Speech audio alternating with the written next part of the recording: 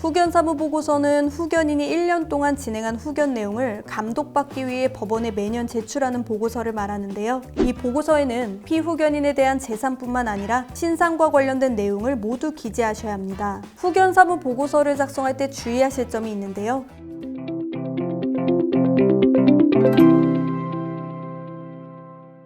안녕하세요. 상속전문 변호사 유지은입니다. 성년후견 제도와 관련해 제가 다른 영상에서 후견인이 선임되는 절차나 후견인의 권한에 대해 설명드린 바 있는데요. 오늘은 후견인으로 지정된 분들을 위해 실무적인 부분을 말씀드리려고 합니다. 후견인은 피후견인의 신상을 보호하고 재산을 관리할 의무가 있기 때문에 본인이 피후견인을 잘 돌보고 있는지, 피후견인의 재산은 적절하게 관리하고 있는지를 법원에 매년 보고할 의무가 있습니다. 즉, 후견인으로 지정되었다고 끝이 아니라 이제 시작이라고 볼 수 있다는 건데요. 오늘은 후견인이 되었다면 반드시 해야 하는 의무사항들에 대해 알려드리는 시간을 갖도록 하겠습니다.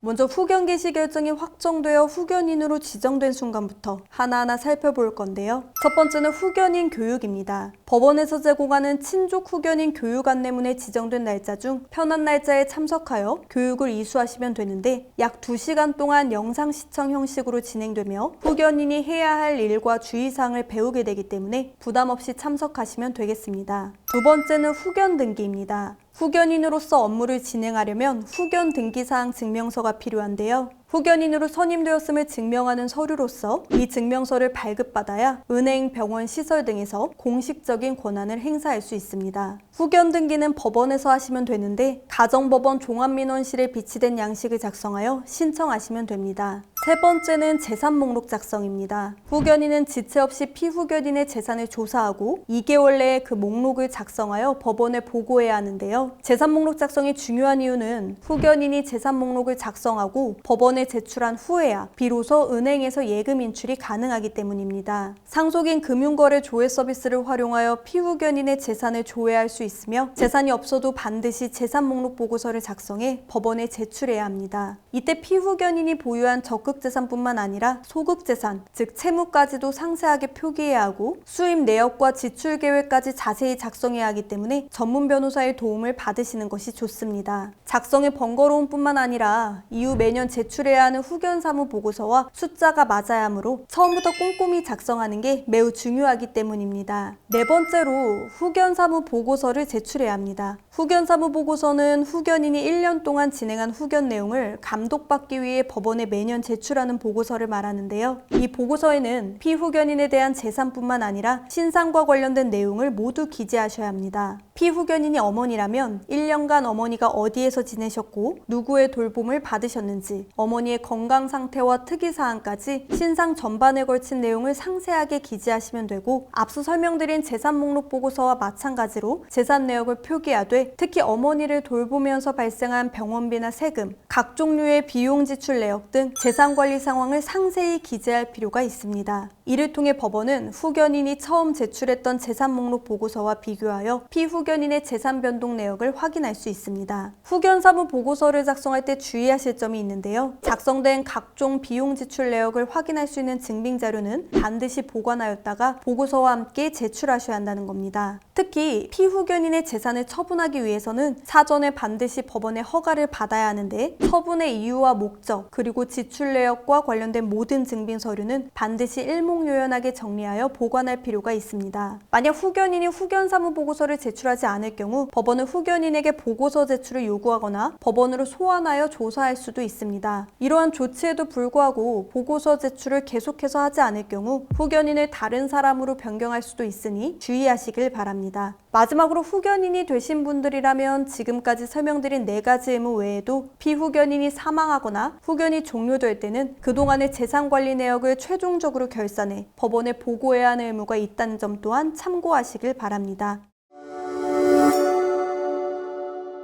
오늘은 후견인이 되었을 때 해야 할 내용들을 설명드렸는데요. 개인적으로 꼭 드리고 싶은 말씀은 성년후견 제도의 본질은 결국 피후견인의 삶과 존엄을 지켜주는 것이라는 점입니다. 재산에 관심을 두는 분들도 많지만 제가 성년후견을 진행하며 만난 많은 후견인들은 진심으로 피후견인을 아끼고 계셨습니다. 제도가 강조하는 지속적인 관리와 보고도 중요하지만 단순히 의무를 넘어 비후견인을 따뜻하게 보호하는 후견인이 많아졌으면 하는 바람입니다. 더 궁금하신 사항 있으신 분들은 연락 주시고 오늘 영상을 여기서 인사드리겠습니다. 끝까지 시청해주셔서 감사드립니다.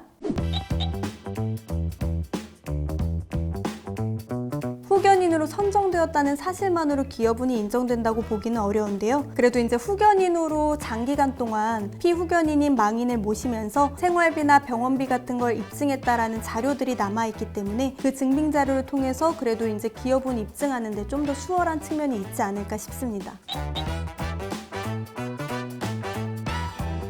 그럼요. 전문가의 도움을 받는 게 분명 유리한 측면이 있는데요. 일반인들 입장에서는 어떤 자료가 기여분을 입증하는 데 중요한지 잘 모르기 때문에 전문가의 도움을 받아서 제출된 증빙 자료 중에 이제 유리한 부분을 발췌할 수 있어서 그래도 전문가의 도움을 받는 게 유리하다라고 생각합니다.